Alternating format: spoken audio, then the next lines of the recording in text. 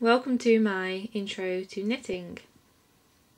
This is going to be a video series I'm going to be running on my blog. As I myself learn to knit along with me, you will need yarn. I'm just using acrylic yarn, which is fine for most projects. Just normal yarn. Nothing fancy. You can get loads of different yarns. There's mohair, which is really soft. You can get one specifically for baby clothes that are also soft, not itchy. You can get, if you use 100% wool yarn, you can then felt what you have knitted. So say you knit a bag, shove it in the washing machine. If it's 100% wool, the non-washable stuff, then it'll come out felted, and it's a very interesting technique to use for certain items. In this video series, I'll be teaching you how to cast on, which involves putting stitches actually onto the needles in the first place, knitting, and purl stitches, which are the two main stitches you'll need to do pretty much every technique going. Then I will teach you how to cast off, which is taking the stitches off and finishing off the piece. And basically those are the basic things you need to knit.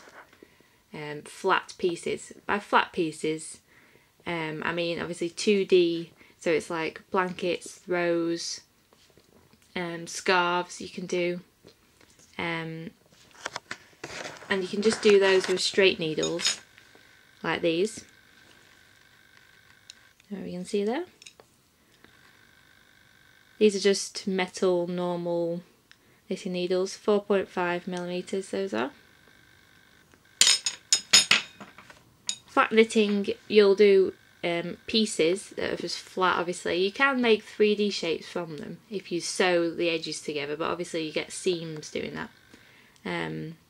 The other needles you can get, which do seem the most popular, and you can do every technique with these. These are the circular knitting needles. These are what I'm going to be learning on and what I'm going to be teaching on. Now I would personally recommend using those. You can just see there. That's why they're called circular knitting needles. Make a circle.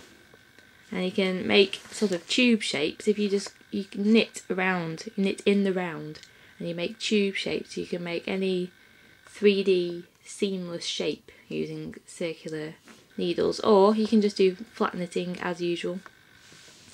So those are the most popular, I think, and I recommend those. I've also bought a load of other sizes. These ones are 4.5mm. These are anywhere up to 10mm, the thick ones there. These ones, they're about 12 quid. There's a smooth, very smooth join, very flexible thin cable on these. Bamboo is very smooth. They're good quality ones. These ones for only a few quid each.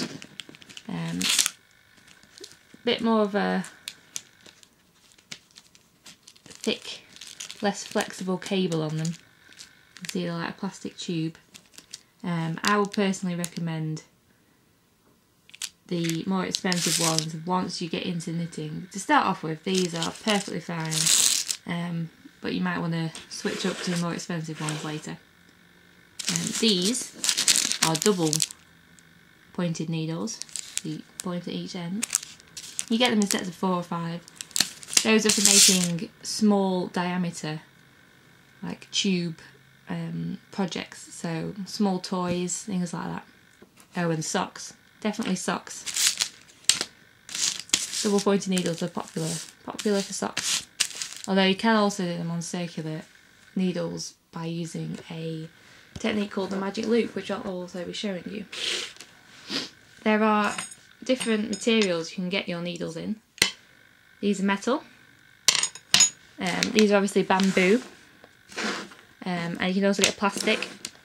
I've gone for bamboo. I did a bit of research, and they're very light.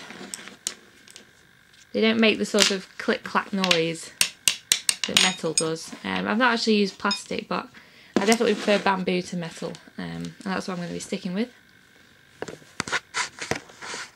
during the course of the series I'll also be teaching you different combinations of knitting and purl stitch, which are the two main stitches you can do, and if you use them in different combinations you get different effects, different textures in your work. I'll be teaching you the 4 main ones. If you look at my knitting book here, I've got this up, called Knitting and Crochet Bible. I'm not doing the crochet bit to start off with, but you never know, one day. It's a good book, it shows you what you need, choosing yarns, casting on. That'll be my next video, the casting on video. That's what you need to start doing anything. There's gauge, that's for if you're knitting things that you intend to wear, like socks and sweaters. It's basically you knit a square of stitches before you start, which I thought, oh god, that's such a faff. But you know, don't need to do it for most projects, just ones you're going to wear. And if you don't do it, there is the possibility that you know you're going to make something too small or too big, it won't fit properly, and then that'll be more of a faff, believe me. You basically just knit a square, and in the instructions it'll tell you what needle and what yarn to use, and how many stitches you use for the square, and then how big it should be by the time you finished it.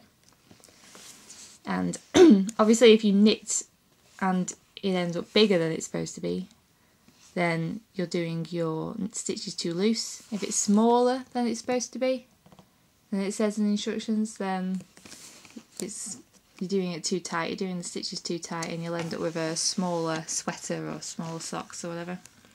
So it is important, but I'll get onto that later, that's more advanced stuff. Fair Isle, this is what my ultimate aim is. Very pretty, like that. At first I thought, oh my god, that's going to be so difficult, all those colours. But then I realised that actually Fair Isle is just repeated patterns all the way across, so it's only repeated small sections. Plus, if you go along every row, there are only ever a maximum of 2 colours you're working with, which I didn't realise, but it actually makes it seem a bit easier than it does just to look at it. That's the sort of chart you get for Fair Isle.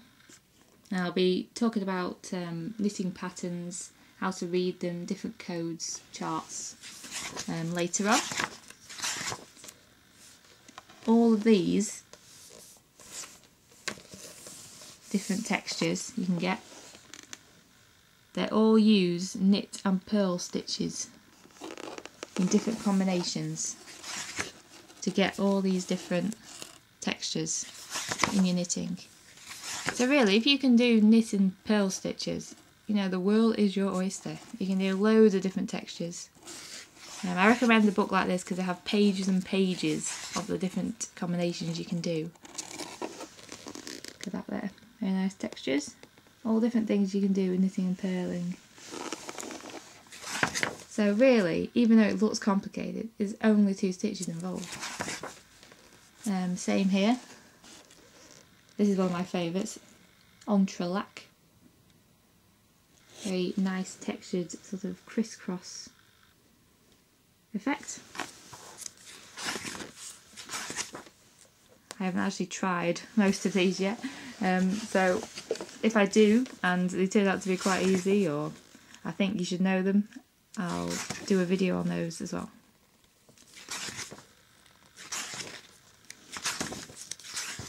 Loads of different things. Loads of different edgings you can do. These are all more advanced things I won't be putting in my videos, these are just extras you can do.